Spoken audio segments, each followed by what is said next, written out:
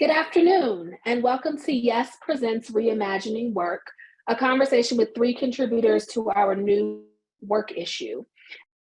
I'm excited to be here with today's panelists who each bring their own rich and nuanced perspective on the topic of work, what it means, how we value it, and whether we should abolish it altogether. I'm Evette Dionne, Executive Editor at Yes Media, a nonprofit reader-supported publisher of solutions journalism for more than 25 years. Yes is based in the Seattle area, which is the ancestral land of the Coast Salish people, specifically the Duwamish and Suquamish tribes. I invite you to read our full land acknowledgement on the About page of our website at www.yesmagazine.org/about. As you saw when you registered for this event, our events are open to everyone, whether they can pay for a ticket or not. But so far in support of this event, many of you have already given to get us over halfway to our total goal, which will keep our events and journalism open to all. By the end of this panel, I hope each of you will be inspired to give whatever is meaningful to you to support the future of Yes's work. So without further ado, it is my pleasure to introduce our guest. First up, we have Chris Winters, who is a senior editor at Yes, covering democracy and the economy.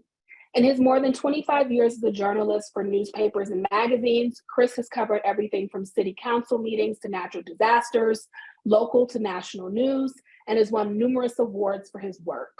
In this issue, Chris wrote the central framing article, helping us understand how we got to where we are with work by examining the past, present, and future of work. Thank you so much for joining us today, Chris. Thank you. Next, I'm so excited to have Nicole Froio joining us today. Nicole is a Colombian-Brazilian reporter, researcher, and translator based in Rio de Janeiro, Brazil. She writes about myriad topics, including but not limited to social justice, feminism, digital cultures, and pop culture.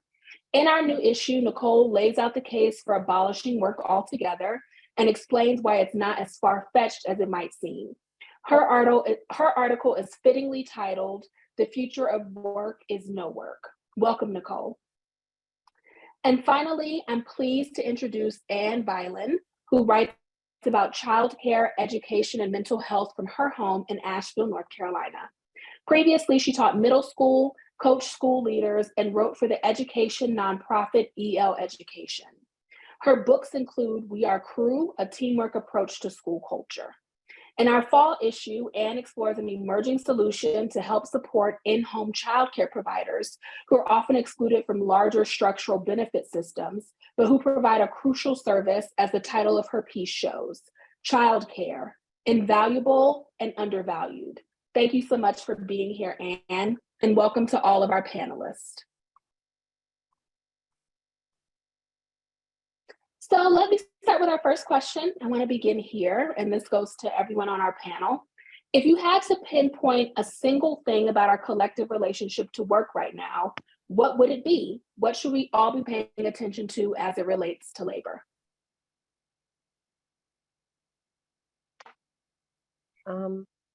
I can go first. Thank you so much, Evette, for that lovely introduction. And I'm so glad that I was invited to come here and talk about the abolition of work. I am extremely passionate about the idea of abolishing work because I have a background in gender studies. And my first this will relate to your question, by the way, but my first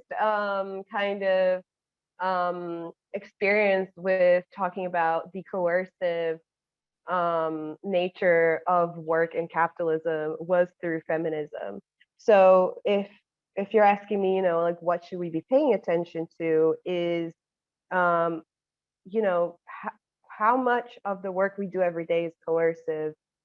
Which parts of it do you do and you're just a bit like, I don't want to do this, and which ones are actually the ones that bring you joy?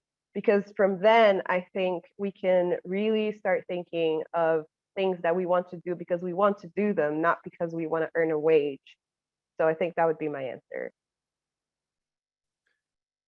I would build off of what Nicole just said and say that work is essentially a function of energy. And what we do for work is how we apply that energy and toward what. And in our current economic system of capitalism, the answer is more often than not toward making somebody else getting rich, and it's not for our own benefit. So I think thinking about it in terms of like, where are we putting this energy? Where are we putting our time, spending our time, is kind of fundamental to, looking at, if we're going to look at, changing the structure of work, then, start at that very baseline there. I guess I would take a little bit different approach. Again, delighted to be here with this great panel. Your question, Evette, was what is our collective relationship to work? And what I would encourage us to pay attention to is that word collective, that we are all in this together. And the childcare solution that I write about in this issue is a good example of what many people these days are calling a mutual aid society, really paying attention to how the work that we do is supported by the work that other people are doing and supports the work that other folks are doing. So we really are all connected. And in the case of childcare workers, they are the workforce behind the workforce. And without them, 30% of the American economy that are parents would not be working, or would not be as productive and maybe as happily working, we hope, meaningfully working, as they are able to do because of those childcare workers behind the scenes. So thinking about, I think, maybe the transformation that enables everyone to do more meaningful work or not work depends on us recognizing and valuing the work that others around us are doing. Thank you all for sharing. I am actually going to answer a question or ask a question from our audience ahead of time, because I think it's essential for how we continue with the conversation. It comes from Karen, and the question is, I would like to hear some general agreement about what is meant by work. So what do we mean when we're saying work, which sets us up to then have the rest of this conversation? That's actually really important, right? And that I was actually just thinking that as Anne was talking about care work and childcare specifically, I think that we have to, and this was one of the things that inspired me to actually write about no work, right, or abolishing work. It's because the definition that we have of work is very heteropatriarchal. It's working outside the home. It's going outside to earn a wage rather than, for example, domestic work, all the work that we do to actually maintain ourselves as workers. So that was one of the main kind of inspirations for me, that I was noticing that work inside the home wasn't really being noticed as work, or it's not historically noticed as work. And so from then on, I started to challenge my own definition of work, and how my domestic work and my work outside the home, even though I work from home, relate to my domestic work, and how that builds capitalism, right? So when you were saying like childcare workers are the workers behind the workforce, that's very much a baseline that we all have to agree on. Is there's work going on inside the home, there's work going on to prepare workers for the future, which is childcare, right? That's how capitalism sees it. So I would say that's a really good question. And for me, I see work as, domestic work, and then also kind of work outside the home. So.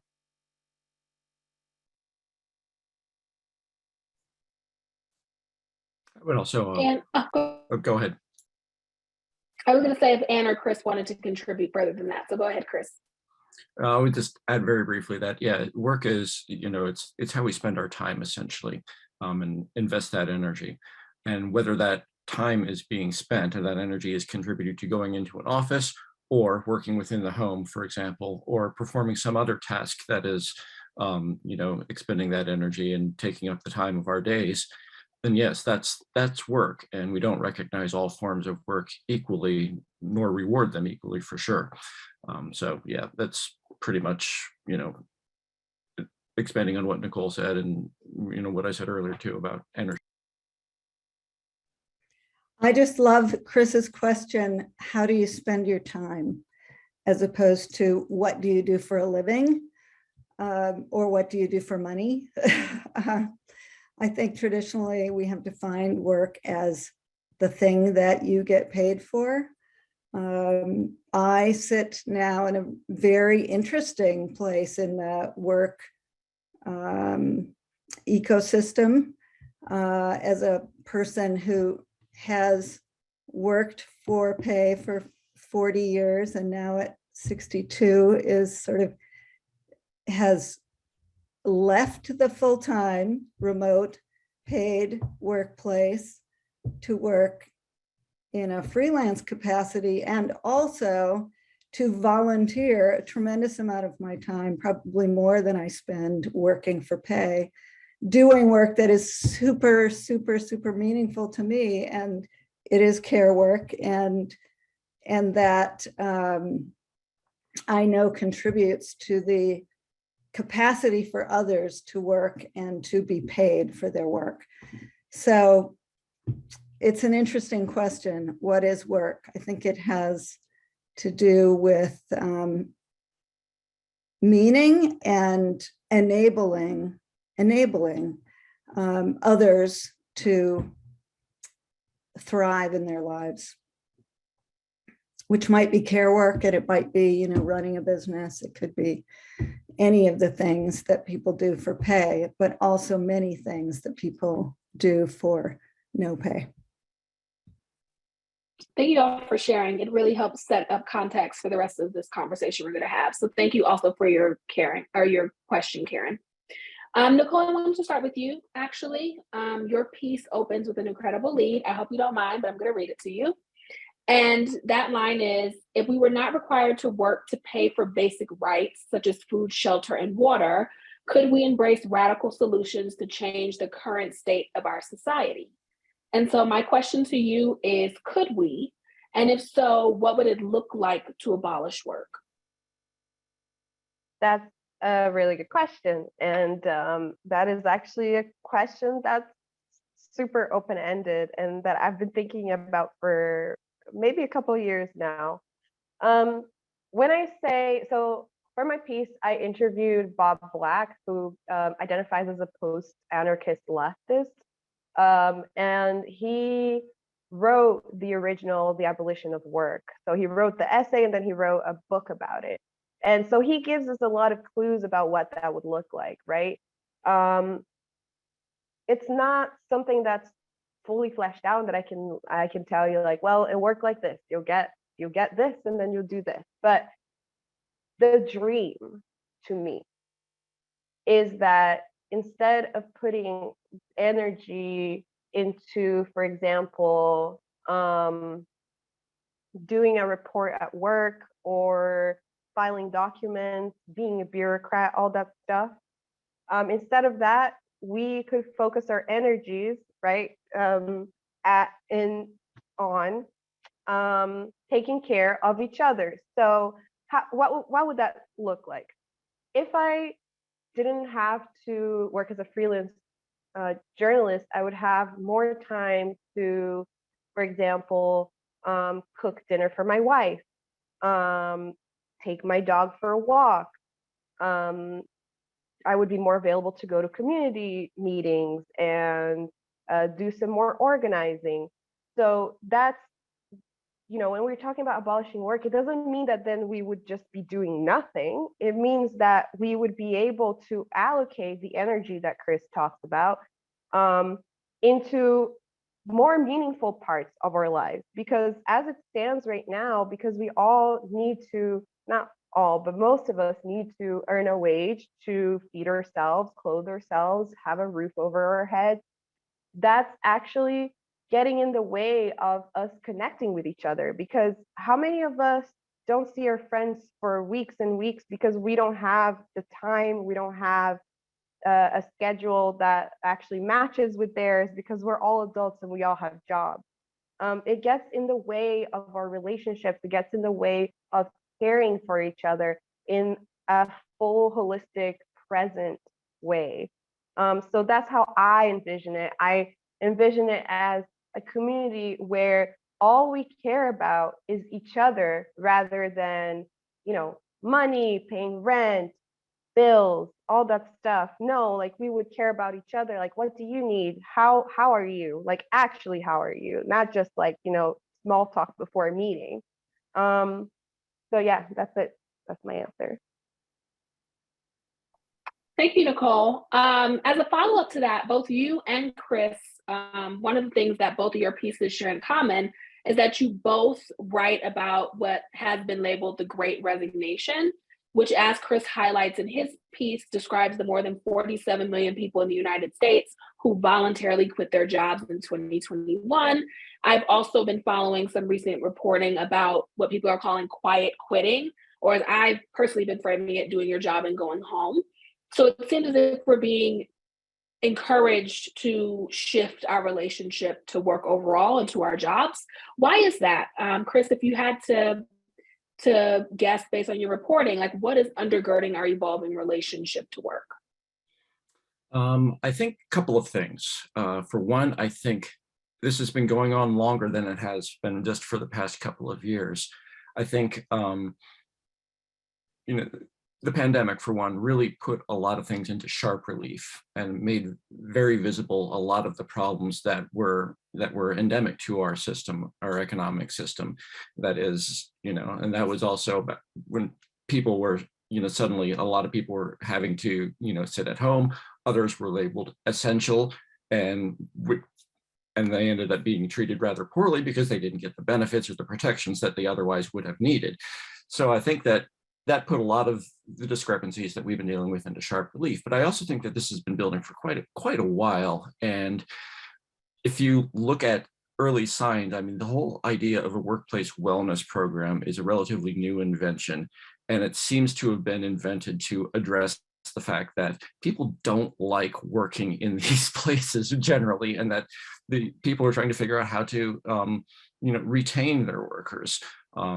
There's a lot of talk about, in business spaces about where do you get your people, and it's like, you want to get the talented people for your company, so you find them, and sometimes that means taking them from another company, and so there's this kind of it's treating workers as commodities, essentially, at a very macro level is what it is. And people have been feeling that, and they don't like being treated as commodities. So I think that there's a lot of that has built up gradually over the years. And then, when COVID hit, and then suddenly it was like people, not just had, time to think about it and say, hey, I don't like being a commodity, and being a pawn in this system. I want to do something different.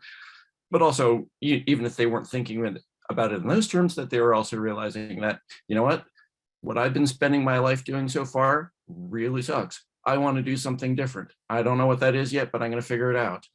And it provided just that kick in the butt some of us needed to get out the door and look at and say, hey, I'm done with this. The take this job and shove it mentality. Indeed.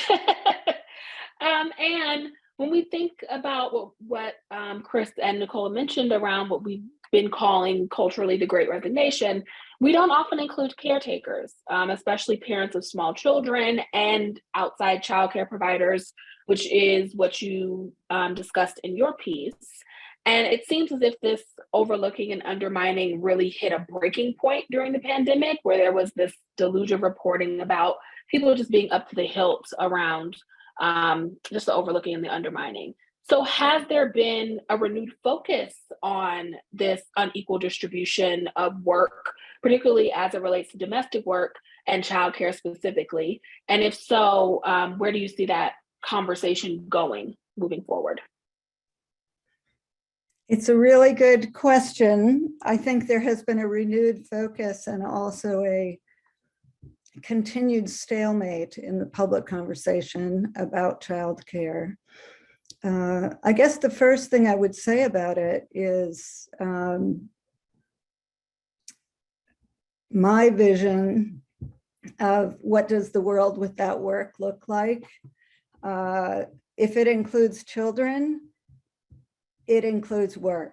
And it is not all just, let's go do things that are meaningful and fun for us all the time. I just think that parenting is really work. And increasingly, we live in a world where there will be increasing pressures on all of us from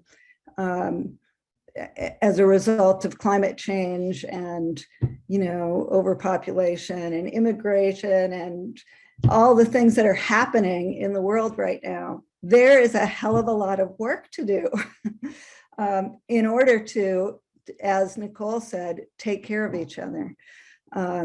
So I don't think that the future of work reimagined is all rosy and pleasant, but I do think that it needs to really recognize and value those essential workers. So for me, it is more about balancing the economy in a way that that those on the bottom, currently on the bottom, are lifted up so that everyone has a greater capacity to participate in the work and to help sustain the planet and the people on it. Thank you for that, Anne. As a quick reminder to folks, please drop your questions in the Q&A box. If you have questions, we will be getting to them shortly, in a little less than 10 minutes. Chris, in your piece you write, today the workplace remains dehumanizing, even with more labor protections in place than in eras past. You would think that more labor protections would equal more dignity as it relates to work. Why has that not been the case? I think what is going on with that issue is that we've found new ways to make people feel undignified. And I think part of that is, what I kind of alluded to earlier about the commodification of us as workers, is that capitalism, the economic system in which we're operating, is really it's exploitative, but that it's extractive, and what it is it's fundamentally an evolution of previous economic systems of slavery and feudalism, and that it's centered around ownership. Whereas slavery was ownership of people and feudalism was based on ownership of land. This is about ownership of wealth. But the fundamental dynamic that we have there is the same. Some people have the ownership and some people do not have the ownership of that resource. And so I think that the workplace, the benefits that we've accrued over recent history, the 40-hour work week, the weekend, providing benefits like vacation and things like that. These are stopgap efforts. These are little band-aids that we've been putting on the problem all along without fundamentally addressing the baseline issue of work is something that we do to, get enough capital so that we can come back the next day and do it again.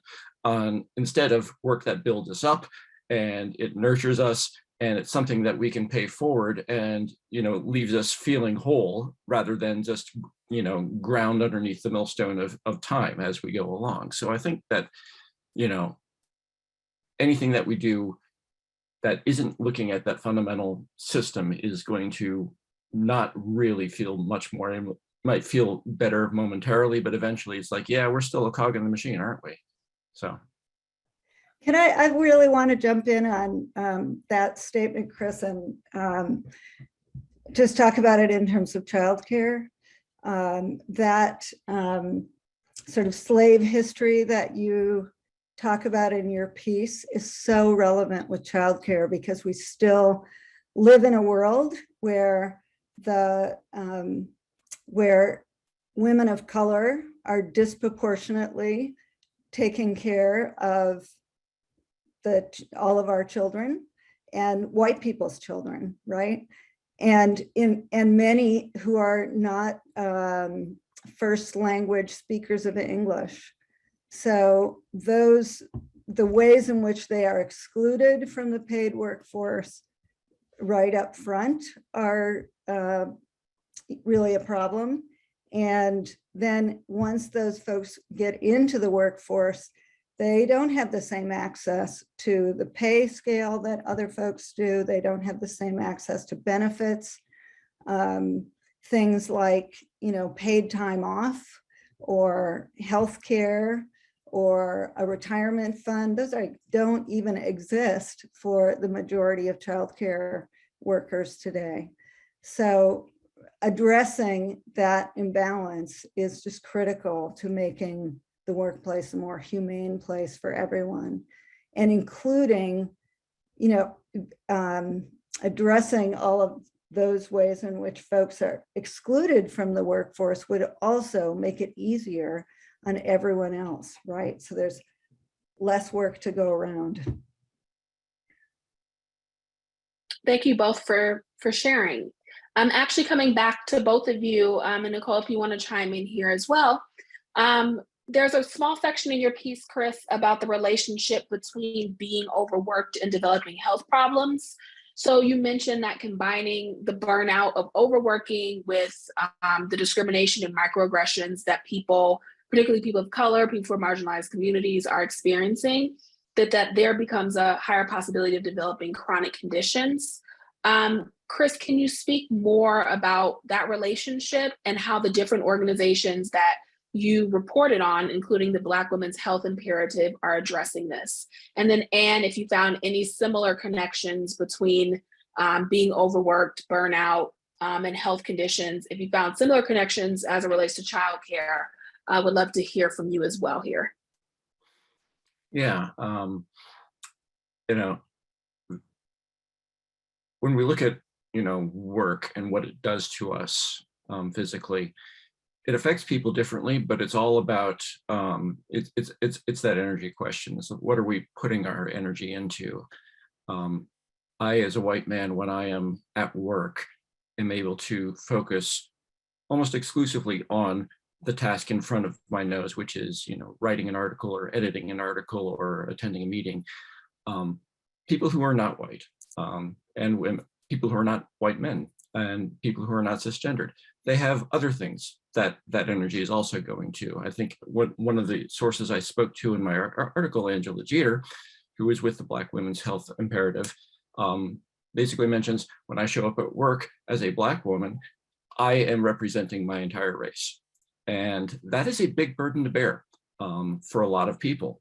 And white people traditionally don't recognize that. They don't see it. They don't know it's there. And that's where the microaggressions start coming in. Even if someone is well-intentioned, they're looking at somebody who is their coworker, but they might not be seeing all this other thing that might be going on behind it. And, they would be projecting their own views on that. And that can be really exhausting. And that exacerbates health problems. And when we're talking about marginalized communities, we're also talking about health disparities that are pre-existing, that become exacerbated. And as you mentioned, the Black Women's Health Imperative is an attempt to try and get ahead of that issue here. A lot of companies are doing DEI, diversity, equity, and inclusion programs. They're trying to get a little bit beyond that, recognizing the limitations of that kind of an approach, to center the voices of Black women with an emphasis on workplace culture, workplace training, hiring, research consulting, things around that nature to kind of not just go through the motions of having a DEI program, but also, having it so that it is actually, the workplace is a healthy place for women of color. And that's essentially what they're doing. There are other groups out there that are doing it. They're a particularly interesting one because of their narrow focus here, and saying, it's like, your one size fits all workplace, wellness initiative isn't going to work for all as it is.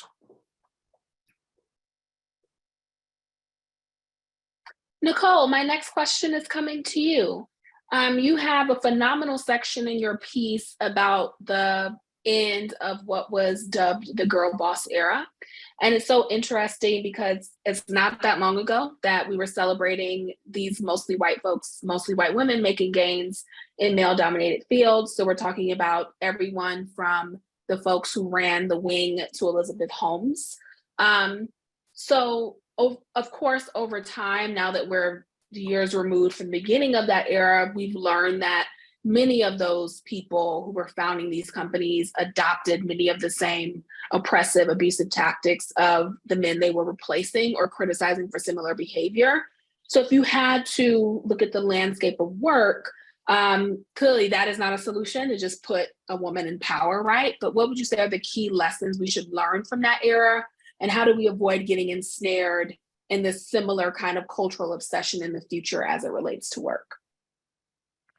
That's a really good question. And I also recently published something called All Girl Bosses Are Bastards, which I love the title of and would definitely recommend that people read it, because a lot of that section actually came from my personal experience as someone in a highly competitive environment where I was expected to do a lot of work and then also do a lot of domestic work, of course, because that's part of just your life. Like, you have to take care of your home, you have to clean your home.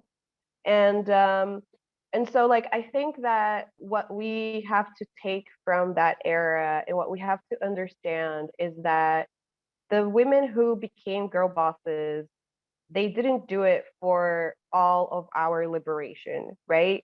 Some women got to the top and we're still kind of here, we're not liberated. So I think that that's something that we have to always remember whenever we are looking at women leaders, whether it be in companies or in politics.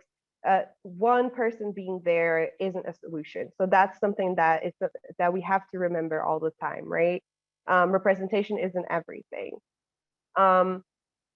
And I think as well, as we move forward, I'm a feminist. I actually identify as an anarcho-feminist. And I think that as we move forward, we just simply cannot ever forget again that domestic work is work, and that is energy. That is those are things we have to do to survive, to help our families, to just push our lives forward. So we cannot forget that domestic work is work. To me, that's really the bottom line, and that and then also, of course, from that, you have to extrapolate that when a girl boss gets to be a girl boss, there are women, usually racialized working class women, picking up the socks behind her, or she's either delegating those domestic work jobs to other people. So yeah, I think that's it. We have to remember that one person reaching a big position doesn't necessarily mean that all of us will be liberated, and that's really important to me. Thank you for sharing, Nicole. Last question for our collective group before we move to audience Q&A. Anne, did you want to chime in there? Yeah, I just wanted to say that I think that part of reimagining work is leveling the playing field so that those folks in domestic labor, for example, can become girl bosses. Maybe it's reimagining girl bosses, right? So that you are centering the voices of a lot more people, not just the hierarchical one person on the top.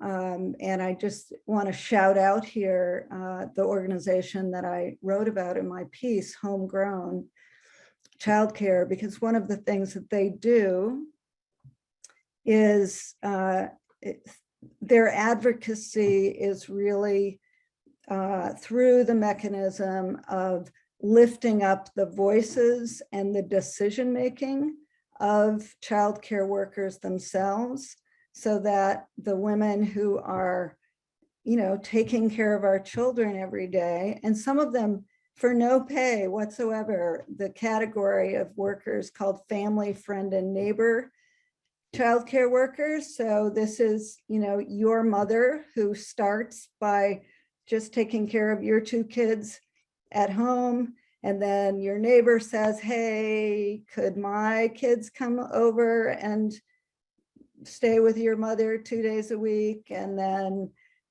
your friend says, hey, I hear your mom is taking care of kids at your house. Can I jump in on that, right? And pretty soon they've got 5 kids that they're taking care of every day of the week, possibly for no pay, certainly for very little pay. What Homegrown does is gives those folks a voice and a part in the decision-making about how the funding that they raise is distributed to childcare workers at home. So I think making everyone a boss is part of how we reimagine the workplace. So final question for our panelists before we move to audience questions. If you had to think about the next 5 years, let's say the next 5 to 10 years, do you think our collective relationship with work will continue to evolve? And if so, in what ways? Short answer, yes. Slightly longer answer, I think that the evolution will continue to be rather gradual, short of some other, tragedy coming in, and disrupting things yet again in a major way. But I do think that, for example, the gig economy has been kind of, placed front and center as being a rather dysfunctional economy. So I think that we're going to see a lot of movement toward trying to make gig economy workers get better treatment, better compensation, benefits even, so that they're not just, categorized as independent contractors, so that Uber or whoever doesn't have to pay them anything, any benefits. So I think that, there's a lot of movement in that particular segment. And I think that in general, people who have been in service economies are also, finding newfound energy and strength. It's very visible in things like Starbucks stores unionizing, but I think it's happening in a lot of different places too. And I'll just leave it at that. I think that I also agree with Chris. I think that, yes, that we're going to continue to change our relationship with work, or at least that's really what I'm hoping for, because I just really like what you said about energy, Chris. Like, I think that we need to think about where we're putting our energies, especially as people who want a better world. Who are we taking care of? Are we taking care of the right people? Are we in community with the right people? How does paid work actually disrupt that relationship with our communities, and how can we change that? So I think that, yes, it's going to change, I hope. And I also think that it's going to be very, very gradual, because to get up to where we are now, it's, as you said, it was a massive buildup. And I think that I also hope that people will be more invested into stepping into their own autonomy as people, and not as workers. So looking at themselves and their lives as, what are the meaningful things that you do? Where do you put your energy, as you say, rather than what do you do for a living, which is a different question. So, yeah. I think one of the other things that I see changing that gives me hope is just a recognition of how we can bring together people who have different strengths and different skills into a collective that can accomplish a task in a different way, not through a sort of traditional hierarchical company structure. But I see this happening online. I think this is maybe one of the gifts that the pandemic has brought to us, is that folks who have different contributions to make to a particular project can come together. I know all these companies now that like there are no staff members. It's all freelancers bringing different strengths to the table to achieve a goal in a project. And their relationship to each other as workers only lasts as long as that particular project. But in the process, they learn different things from each other. Old folks like me, maybe bring management experience and other, skills that come from the history of a particular project. And then you get a 23-year-old to do all the social media stuff, so people have different strengths. And if they can come together even virtually or in some other way to do the work of a project as opposed to a company, then they can achieve some really remarkable things. Thank you all so much. Oh, go ahead, Nicole. I wanted to chime in just really quickly because what Anne said reminded me of something that Bob Black told me about how finding work or how actually taking care of each other would work in his utopia, is that it would all be about experimentation and people would do different things at different points because everyone has different skills to share. So I just wanted to quickly add that. Thank you for sharing that, Nicole. We are going to move into audience Q&A now. We have one question from an anonymous attendee who asked if our panelists can comment on the concept of a universal basic income and whether and how this could tie into the topic of reimagining work. I want to jump in on that one first, because the idea of direct cash payments to an employee, right, like to a person, in giving them the decision-making power over how they spend that income and how they use that income to support their own labor, whatever that labor is there's a lot of evidence that works, first of all, and it is absolutely the model upon which the Homegrown project to provide an income supplement to home-based childcare workers is based on that. It preserves the dignity of the worker because they are making the decision about how they spend that money.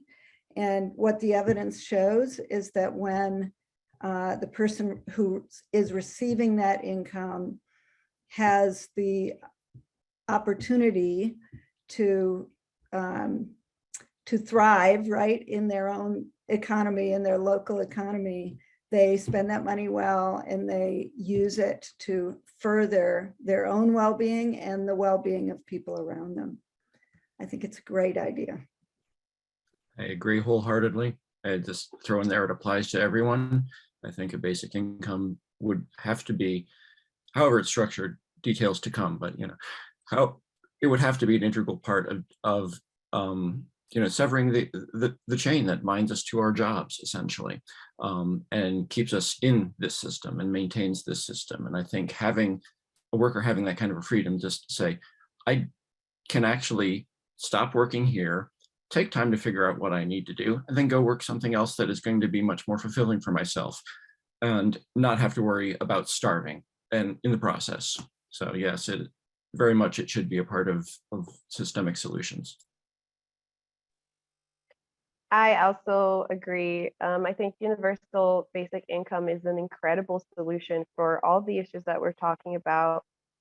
Particularly, I think it has been suggested in the past as payment for domestic work as well, which I think is very interesting, considering that there is unpaid domestic work going on. Mothers, parents are all doing all this work and they're not getting paid for it. So it's been suggested to me, like maybe universal basic income could actually, even close the wage gap between genders as well, because then women would actually be paid for the care work that they do in the home that isn't actually recognized as work. So I think it's an incredible solution. It would, as Chris said, free us to do what we actually want to do. If we want to work with our communities, we can work on our communities. If we want to do creative work that isn't very well paid in the current state of work of the world, then we could do that. So yeah, I think it's a very, very interesting solution, particularly when we talk about domestic work as well. Thank you all. The next question comes from Beth. Beth asks, for all panelists, do you think that passing universal health care is key to changing our relationship to work? Beth shares that the main reason I am in the job that I'm in and don't love is for the benefits. Yes, for all the same reasons that basic income is is essential to that. It deshackles us from the job. And interestingly enough, the reason I understand, I have to confirm this is maybe apocryphal, but the reason we're dependent on our employers for our health insurance is that they wanted it that way. The employers did. They didn't want to give unions that power. And so I will have to check the details on this, but the system's not set up to our advantage, that's for certain. In the same vein, we've had several audience members ask about worker-owned or worker-managed cooperatives as a potential evolution of work. And I don't know if our panelists have thoughts beyond what we have shared, but if folks want to talk about either the worker-owned cooperative or someone was mentioning in the chat, like the Starbucks model where people get stock, but how do we think that could evolve the future of work? Many parents participate in childcare cooperatives for sure. I know even when my children were small, I was part of a childcare cooperative where everybody got a date night when somebody else was taking care of their kids, and it made it possible for parents of very modest incomes to still have some childcare. So it's sort of the original model for cooperative employment systems. I think that's a wonderful idea, and I think it's part of how everyone becomes the boss, right? Because in a cooperative, the workers themselves are making decisions about the structures that govern the labor that they're doing. I agree with Anne completely. I want to actually mention a group here in Brazil. By the way, I'm Brazilian. I think Evette actually mentioned that. But there is a movement here. It's called the Landless Workers Movement. I'm sure people have heard about it. It's kind of very famous, but it has a worker-owned kind of model. And so these families, they work the land and then they sell the products here in Rio. They sell them all over Brazil, and that's how they make their living. So, they're working off their land, they're selling their land, and they are actually one of the biggest organic rice producers in Brazil, which is incredible. If you understand how much Latin American people actually eat rice, that's pretty impressive. I think that would be also an incredible solution. And it's what Anne said. Everyone becomes a boss when we're all equal, right? If we're all putting in enough work or enough energy to thrive, to see each other thrive, right? I think that is really the ideal world for me. Everything they said is true. I love that, Chris. We have time for maybe 2 more questions. There's one here from Kathy. I believe it's directed towards you, Anne, but anyone in the panel can answer it. And it is, can you speak about what other countries outside of the United States are doing to successfully support the invaluable work parents do of raising healthy, resilient children or families? For example, Sweden has generous parental maternity and paternity leave. And do you foresee the possibility of a 4-day work week? Highly recommend in this country so parents would have time to do the invaluable work of parenting. I'm not an expert of what happens in other places, but I know that many other industrialized countries, probably most, do a better job of supporting childcare than the United States does. I'm going to put a link in the chat in a minute, because I do have a good link to an article about why the United States is so far behind in the childcare business. And, there has been a lot of legislation in the last year, attempts at legislation to support paid maternity leave, paid parental leave, and other ways of supporting childcare through subsidies, federal subsidies, and so forth. And all of them have failed. And so as a result, we are back to trying to use the subsidies that are provided by the federal government and to work them through state systems to improve the childcare system. It's a long slog, and there is much, much work to be done. I also toss in that a lot, childcare is not considered to be a commodity in many traditional societies too, and that is actually a community responsibility at the local community level in a lot of ways. And, as part of, communities that have organized at the village level, for example, it is what villages do. They raise themselves up. And, it's when we start getting into the macroeconomics things where things start going haywire. But yeah, there's a lot of, most industrialized nations have better benefits than we do, and by just about every measure. Accurate, unfortunately. I believe this may be our last question. It comes from Stephen and others who have asked, how do we move from where we are now, a capitalist economy with some variations, toward the ideals put forward? Or as another person asked, are there adjustments and changes we can start to make now that can start to move us toward the ideal future of work that has been discussed? And who would need to make those changes? Worker, boss, other, etc.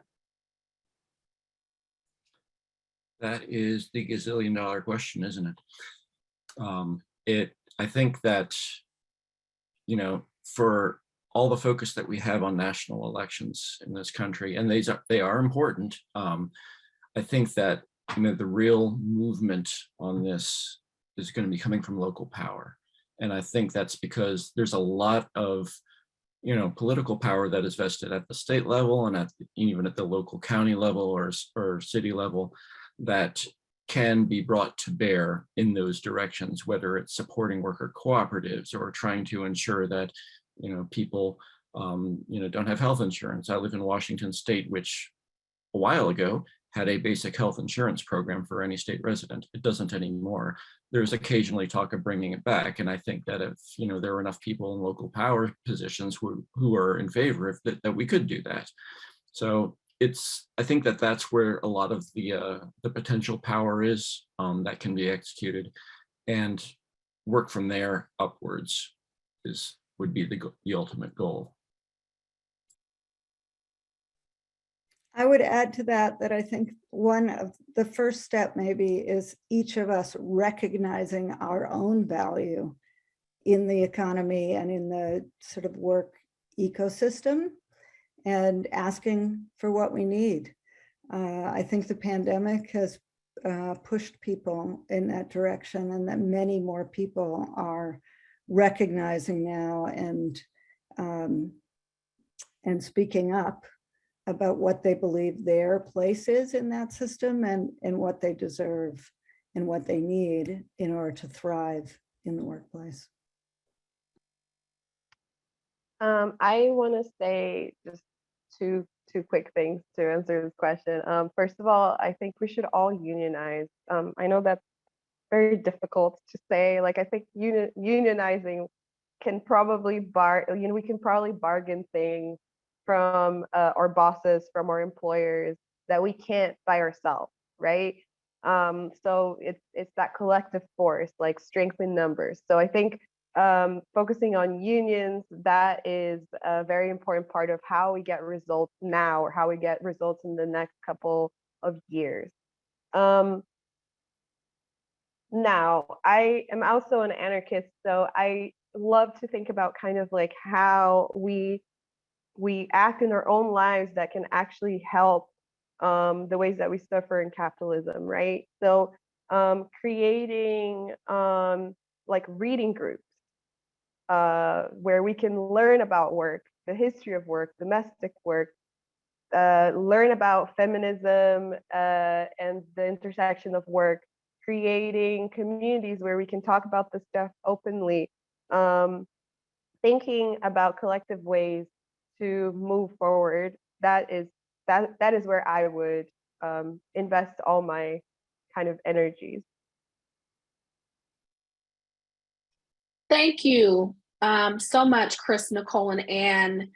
Your insight during this panel has been absolutely invaluable, and it's been a joy to hear from each of you today. In the meantime, I hope you'll check out the work issue.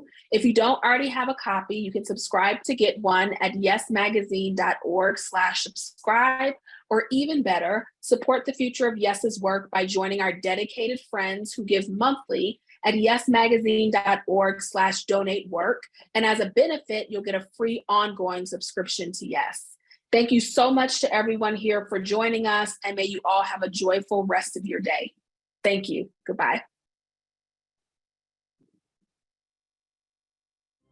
Thank you.